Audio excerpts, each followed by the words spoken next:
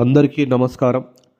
చూస్తున్నారుగా ఈ రోడ్డు మీద పడి ఉన్నటువంటి అందమైన పుష్పాలు ఎరుపు నారింజ రంగులో చాలా అందంగా ఉన్నాయి.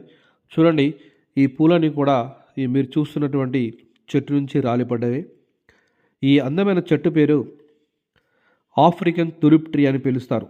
మామూలుగా ఇది ఆఫ్రికా ఖండంలోని చాలా అక్కడ ఉన్నటువంటి అడవుల్లో పెరుగుతుంటుంది. ఎక్కువగా Angola, Ethiopia, Ghana, Kenya, Sudan, Tanzania, Uganda ఇలాంటి అన్ని దేశాల్లో ఇది ఆఫ్రికా ఖండంలో చాలా ఎక్కువగా పెరుగుతుంది. దీని అందమైన పుష్పాలకు మెచ్చి మనం ప్రపంచం అంతటా కూడా నాటుతున్నాం. ఇది బొటానికల్ పరిభాషలో ఈ చెట్టుని ఏమంటామంటే స్పాతోడియా కాంపానులేటా అంటాము. బిగ్నోనియేసి కుటుంబానికి చెందినటువంటి ఈ మొక్క.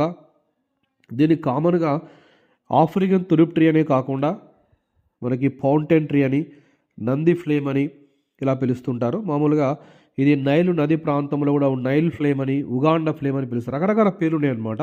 ఈ పూలకి చూడండి అందమైన పుష్పాలు ఉన్నాయి, చాలా ఫ్లెషీగా ఉన్నాయండి. చూడండి, ఇవి ఎక్కువ హమ్మింగ్ బర్డ్స్ని, మామూలుగా ఈ జాకోబిన్ బర్డ్స్ని అట్రాక్ట్ చేస్తుంటాయి, ఇన్సెక్ట్స్ని. ఎందుకంటే ఆ నెక్టర్ని మనము ఆ బర్డ్స్ మామూలుగా అవి పించేసి తాగుతుంటాయి అనమాట. మామూలుగా హనీ కోసము, ఆ నెక్టర్ కోసము. ఓ రకంగా ఇది పక్షులను కూడా అట్రాక్ట్ చేస్తుంది, పక్షులకు మనకి సపోర్ట్ చేస్తుంది ఒక హాబిటేట్ లాగా, ఆవాసంగా. అంతేకాకుండా ఆఫ్రికాలో ఇది చాలా మెత్తని వుడ్ ఉంటుంది కాబట్టి ఈ పక్షులు వచ్చి బొరియలు చేసి అందులో నివసించడానికి కూడా ఆస్కారం ఉంటుందన్నమాట. అంతేకాకుండా ఆఫ్రికాలో ఎక్కువగా ఈ చెట్లను ఫైర్వుడ్గా వాడుతుంటారు, కొట్టి మామూలుగా వంట చెరుకుగా వాడుతుంటారు. ఈ మెత్తడి కలప ఉండడం వల్ల బాక్సెస్ తీసుకుంటారు అనమాట. చిన్న చిన్న బాక్సులు తయారు చేస్తారు, టూత్ పిక్స్ తయారు చేస్తూ ఉంటారు మామూలుగా, ఫైర్వుడ్ అలాంటివి. ఇలాంటి ఎన్నోటువంటి చాలా గుణాలు ఉన్నాయన్నమాట ఈ ఈ ఆఫ్రికన్ తులిప్ ట్రీకి. వాటి యొక్క సంస్కృతిలో భాగంగా ఉంది. మామూలుగా వచ్చేసి ఇందులో చూసుకున్నట్లయితే చాలా కెమికల్ కాంపౌండ్స్ ఉన్నాయన్నమాట ఇందులో. ఈ మనకి బెరడులో కానీ ఆకులో కానీ చాలా మంచి మంచి ఔషధ గుణాలు ఉన్నాయి. ఇందులో కెమిఫెరాల్, గ్యాలిక్ యాసిడ్, ఎలాజిక్ యాసిడ్ కానీ, లేదా ఉర్సోలిక్ యాసిడ్ కానీ, ఓలియోనిలిక్ యాసిడ్ కానీ, రుటీన్ కానీ, పోమోలిక్ యాసిడ్ లాంటివి, అంటే ఇవన్నీ కూడా చాలా యాక్టివ్ కాంపౌండ్స్ అనమాట. అంటే రసాయన పదార్థాలు, మంచి ఔషధ గుణాలకైన ఫైటో కెమికల్ కాంపౌండ్స్ ఇందులో శాస్త్రవేత్తలు వీటిని ఎక్స్ట్రాక్ట్ చేశారనమాట.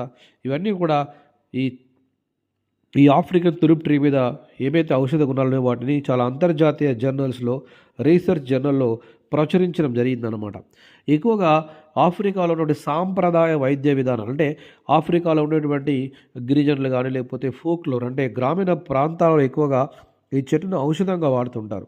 సపోజ్కి చిన్న చిన్న విష పురుగులు కానీ కీటకాలు కలిసినప్పుడు వాటి యొక్క బెరడును తీసి రాసుకుంటారు అనమాట. బెరడు పేస్ట్ రాస్తారు. అప్పుడు అది యాంటీడోట్గా పనిచేస్తుంది. యానిమల్ పాయిజనస్కి యాంటీడోట్గా, విరుగుడుగా పనిచేస్తుంది అనమాట. అంతేకాకుండా ఈ బెరడు ఎక్కువగా ఔషధ గుణాలు ఉంటాయి.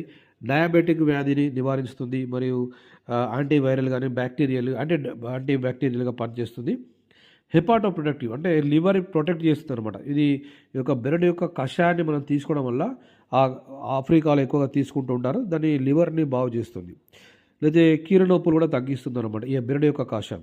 ఈ రకంగా అనేక రకాల ఔషధ గుణాలు ఉన్నాయి. అంతేకాకుండా ఈ లీఫ్ని కనుక ఒక డికాక్షన్ లాగా చేసి తీసుకుంటే మనకు జ్వరాలు తగ్గుతాయి అనమాట.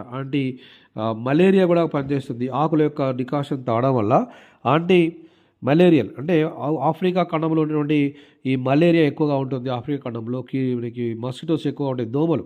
కాబట్టి ఆఫ్రికా ఖండంలో ఉన్నటువంటి ఆ ప్రాంతంలో ఉన్నటువంటి గిరిజన తెగలు ఈ ఆకుల యొక్క కషాయాన్ని తాగడం వల్ల ఎక్కువగా వాటికి సంబంధించినటువంటి జ్వరాలు కానీ, వాటికి సంబంధించినటువంటి అది కానీ ఎక్కువగా తగ్గే అవకాశం ఉంటుంది అనమాట.